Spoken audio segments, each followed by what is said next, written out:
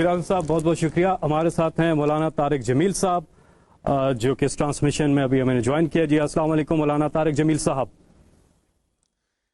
جی وعلیکم السلام ورحمۃ اللہ وبرکاتہ. جی السلام علیکم مولوی صاحب. جی وعلیکم السلام ورحمۃ اللہ وبرکاتہ. مولانا صاحب پوری قوم دیکھ رہی ہے یہ ٹرانسمیشن اور پوری دنیا میں، اور سب انتظار کر رہے ہیں کہ سب اکٹھے ہو کے میں نے بھی 1 گھنٹہ دیکھی ہے. جی جی سب اکٹھے ہو کے، متحد ہو کے، یکجا ہو کے، ایک ساتھ مل کے اللہ کے حضور دعا کریں.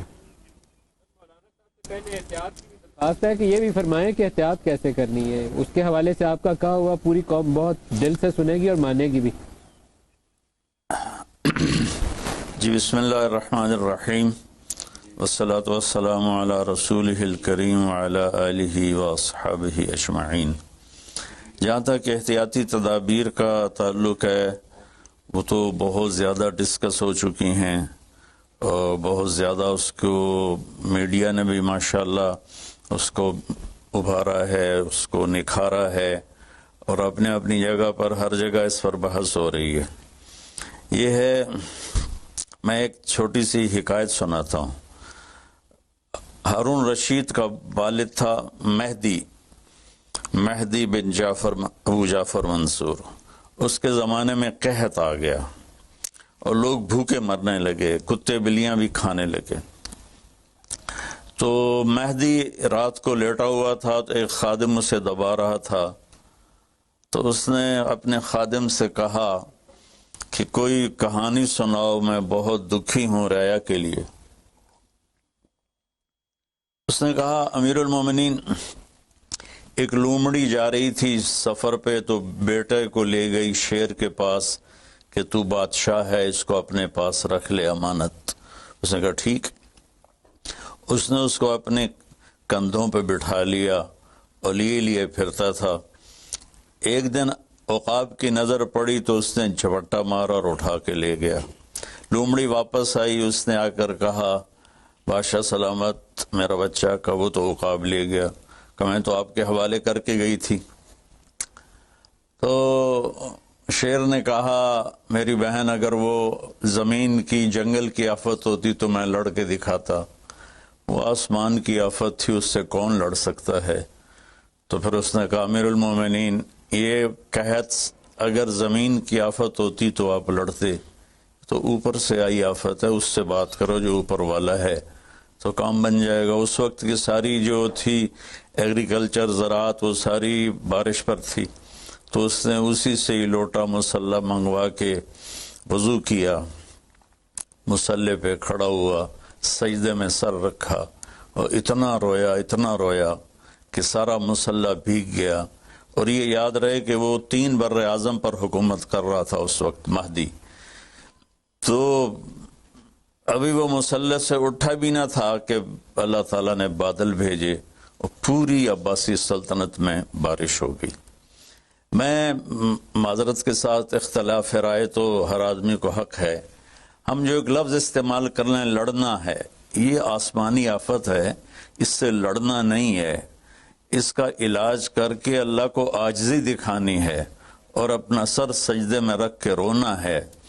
اس سے ہم لڑ نہیں سکتے. اس لفظ کو اپنی زبان سے نکال دیں، چاہے دل میں اس کے بارے میں کوئی تکبر نہ ہو، لیکن یہ لفظ اللہ کو پسند نہیں ہے. کہ مجھ سے لڑنا چاہتے ہو، دیکھنا ایک چھوٹے سے وائرس سے اللہ نے ساری دنیا کو ہلا کے رکھ دیا. میں ایک حدیث سنا کے پھر دعا کرتا ہوں. پہلے ایک دعا ہے، ما اصابکم مصیبت فبما کسبت ایدیکم، تم پر جو آفت آتی ہے تمہارے اپنے گناہوں کی کمائی ہوتی ہے. ینصرکم اللہ فلا غالب لکم، میں تمہارا ساتھی بن جاؤں تو کون تمہیں نقصان پہنچا سکتا ہے. وَإِن يَخْذُلْكُمْ فَمَنْ ذَا الَّذِي يَنْصُرُكُمْ مِنْ بَعْدِهِ، اگر میں تمہیں چھوڑ دوں تو پھر کون سی اٹھویں طاقت تمہیں بچائے گی. إِن يَمْسَسْكَ اللَّهُ بِضُرٍّ فَلَا كَاشِفَ لَهُ، اگر میں تمہیں تکلیف میں ڈالوں میرے سوا اسے کوئی نہیں ٹالے گا.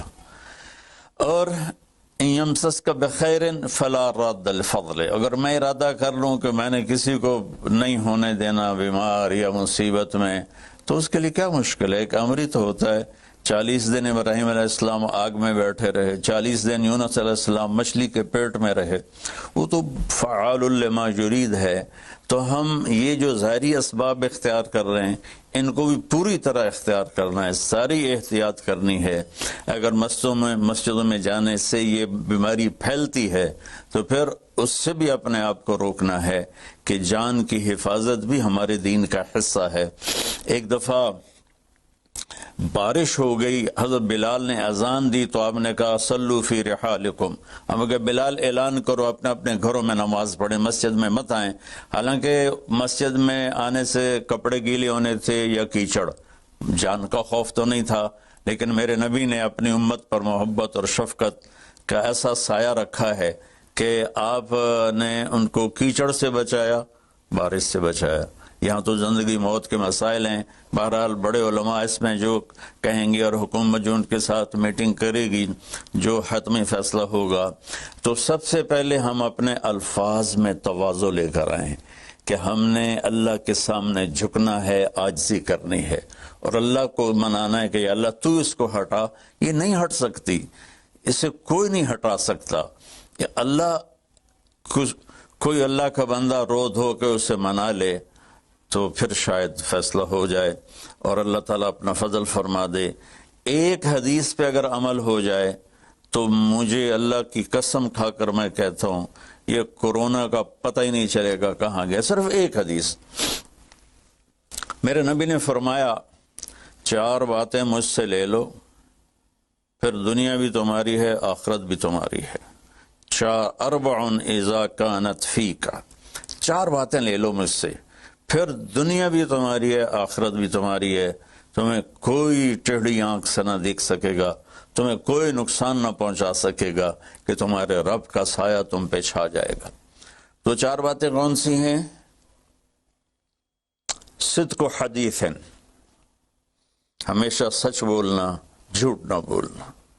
अब मुझे बताएं, सारे ये एंकर्स बैठे हैं, सारे हमारे वजीर आजम बैठे हुए हैं, हम कितना झूठ बोल रहे हैं, हम किस कदर झूठी कौम है।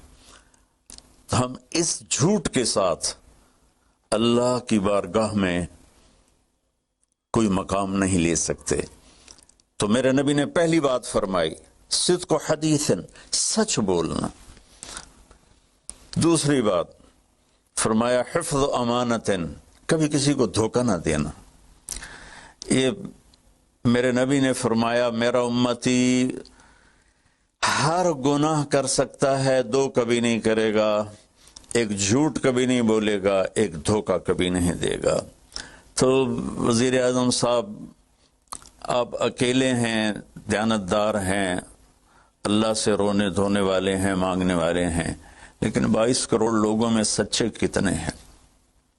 22 करोड़ लोगों में दयानतदार कितने हैं?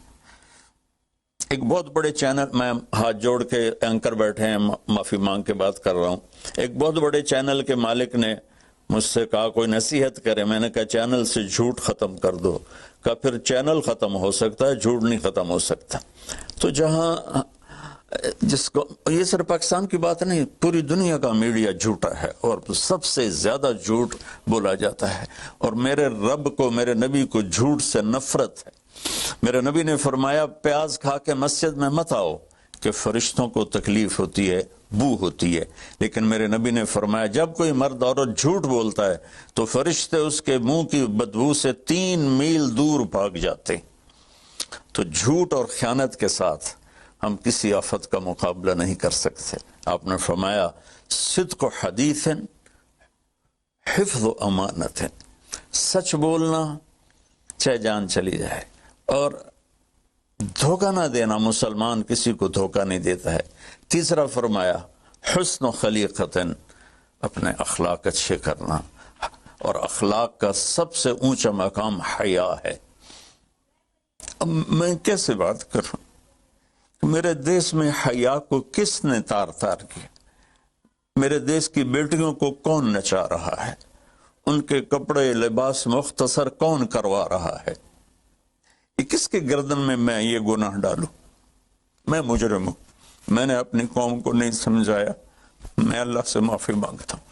لیکن جب مسلمان کی بیٹی بے حیائی کی طرف چل پڑے اور نوجوان بے حیائی کی طرف چل پڑے تو اللہ کی رحمت، سب سے زیادہ عذاب قوم لوط پر آیا کہ وہ بے حیائی میں ساری باؤنڈریز کراس کر گئے تھے، تو اللہ تعالیٰ نے ان پر 5 عذاب بھیجے۔ 5، کسی قوم پہ 5 عذاب نہیں آئے، ایک ہی عذاب آتا تھا، ان پر 5 عذاب آئے۔ تو تیسری بات میرے نبی نے فرمائی ہے کہ حیا والے بنو، حیا والے بنو۔ لیکن میری نسل ہے، مجھ سے خان صاحب نے بات کی تھی پہلی دفعہ کہ میں چاہتا ہوں کہ میری یوتھ اللہ کے نبی کے ساتھ جڑے، چونکہ جو ہمارے کالج ہیں، ہماری یونیورسٹیز ہیں، ہمارے خاص طور پر جو یہ پرائیویٹ سکولز ہیں، یہ امت کو، نوجوانوں کو اللہ رسول سے کاٹ رہے ہیں۔ تو اللہ تعالیٰ یہ پہلا شخص ہے جس کے لیے میرے دل سے دعا نکلی جب اس نے کہا کہ میں نے آپ کو اس لیے بلایا ہے کہ میری قوم اپنے نبی کے ساتھ کیسے جڑ جائے۔ میں کیا بتاؤں، جب تک اس بے حیائی کو نہیں ہم روکتے، اور کوئی روک نہیں سکتا ہے، اندر سے نیت نہ ہو۔ سرنڈو ماڈل اسکول میں میں نے میٹرک کیا ہے، ہمارے ایک وارڈن، میں ہاسٹل میں رہتا تھا، وہ آ گیا، نمازی تھے، انہوں نے نماز کی سختی کر دی، ہم بے وضو جا کے کھڑے ہو کر نماز پڑھ لیتے تھے، بے وضو، کیونکہ ڈنڈا انسان کو انسان نہیں بناتا ہے جب تک انسان اپنے من میں ڈوب کر پا جا سراغ زندگی۔ تو اگر میرا نہیں بنتا نہ بن، اپنا تو بن۔ یہ تو اپنے اندر دل دریا سمندروں ڈوگے، کون دلاں دیاں جانے ہو، وچے بیڑے وچے جھیڑے وچے ونج مہانے ہو۔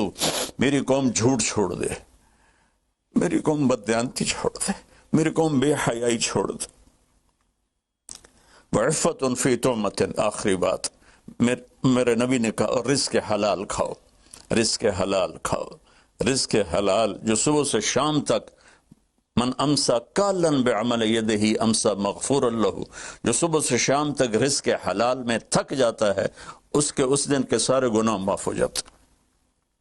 تو میں وزیر اعظم صاحب سے اپیل کروں گا کہ پوری قوم سے جیسے ڈونیشن مانگا ہے، ایسی پوری قوم سے چلے۔ میں آپ کی طرف سے اپیل کرتا ہوں کہ کل یا آج رات رمضان کی آئے گی، ساری قوم 2 نفل پڑھے اپنے اپنے گھروں میں، اور ایک تسبیح لا الہ الا انت سبحانک انی کنت من الظالمین، جس کو یاد ہے پڑھ لے، جس کو نہیں یاد ہو استغفر اللہ کی ایک تسبیح پڑھ لے، اور پھر سب اللہ کے سامنے ہاتھ جوڑ کے معافی مانگے۔ اور اللہ تعالیٰ کہتا ہے ما من یوم الا والبحر یستاذن فی ان یغرق ابن آدم، روزانہ، یہ مسند احمد کی روایت، روزانہ سمندر کہتا ہے یا اللہ اجازت دے میں چڑھ جاؤں اور ان کو بہا دوں۔ والارض تستاذن فی ان تبتلعہ، زمین کہتی ہے اللہ مجھے اجازت دے میں ان بے حیاؤں کو نگل جاؤں، ان جھوٹوں کو، ان بدماشوں کو، اس مافیا کو میں نگل جاؤں۔ تو والملائکۃ تستاذن فی ان تعجلہ وتہلکہ، فرشتے اللہ سے کہتے ہیں یا اللہ تو ہمیں اجازت دے ہم ان کا صفایا کریں۔ میرا اللہ کہتا ہے دعو عبدی فانا اعلم بعبدی منکم، جاؤ جاؤ اپنا کام کرو، یہ میرا بندہ ہے اور میں جانوں میرا بندہ جانے۔ ان کان عبدکم فشانکم بہی، تمہارا بندہ ہے تو مار دو، ان کان عبدی فمنی ولی عبد، منی ولی عبد، اگر میرا ہے تو میں انتظار کروں گا، میں انتظار کروں گا۔ پچھلی قوموں میں ایک طوائف نے کتے کو پانی پلایا تو اللہ نے اس کی بخشش کر دی، معاف، ہم تو مائل بکرم ہیں، کوئی سائل ہی نہیں، کوئی مانگنے والا تو ہو۔ ان 4 چیزوں نے ہماری ہر چیز بکھیر دی، توڑ دی۔ کسی بھی قوم کے لیے جھوٹ، بددیانتی، بے حیائی اور رزق حرام، یہ ان کو تباہ و برباد کر دیتا ہے۔ اور کوئی قوم سچائی، دیانتداری، پاک دامنی اور رزق حلال پر ہوگی تو اللہ کا سایہ ان پر چھا جائے گا، اور دنیا کی کوئی طاقت ان کی طرف آنکھ اٹھا کر نہیں دیکھ سکتی۔ ہم تو اجڑے چمن کے مالی ہیں، عمران خان کو اجڑا چمن ملا ہے، کہاں تک آباد کر سکے گا، اللہ اس کی مدد کرے۔ چمن کے تخت پر جس دم شہ گل کا تجمل تھا، ہزاروں بلبلیں تھی باغ میں، ایک شور تھا غل تھا، کھلی جب آنکھ نرگس سی، نہ تھا جز خار کچھ باقی، بتاتا باغ ماں رو رو، یہاں غنچہ یہاں گل تھا، یہاں غنچہ یہاں گل تھا۔ ابھی عمران صاحب نے یرموک کی اور قادسیہ کی بات کی، کتنے تھے؟ 30,000 تھے خالد ابن ولید کے کمانڈ میں، اور سامنے باہان جو تھا وہ 3 لاکھ کا لشکر لے کر آیا ہوا تھا، اور قادسیہ کے میدان میں بھی 30,000 صحابہ تھے، اور ادھر سے جو رستم تھا وہ 3 لاکھ کا لشکر لے کر آیا ہوا تھا، ان کے ساتھ اللہ تھا۔ ہم اللہ کو ساتھ لیں، سارے اسباب اختیار کریں۔ مالداروں سے کہتا ہوں، میں نے اپنا کلپ الگ ریکارڈ کرایا کہ اس سال ساری زکوٰۃ ان غریبوں میں تقسیم کریں۔ آپ تک تو ہر آدمی نہیں پہنچ سکے گا، اپنے اپنے علاقے میں جو مالدار لوگ ہیں وہ اپنی زکوٰۃ غریبوں میں ان میں تقسیم کریں، ان کے گھر جا کر دیں۔ کسی ایک کی دعا لگ گئی نا تو 7 نسلیں ہماری آباد ہو جائیں گی۔ تو بس میں معافی چاہتا ہوں، آپ نے مجھے کافی دیر بٹھایا تو میں نے بھی تھوڑا سا آپ کا ٹائم لے لیا، تو آپ درود شریف پڑھیں اور ہم اللہ کی بارگاہ میں دعا کرتے ہیں۔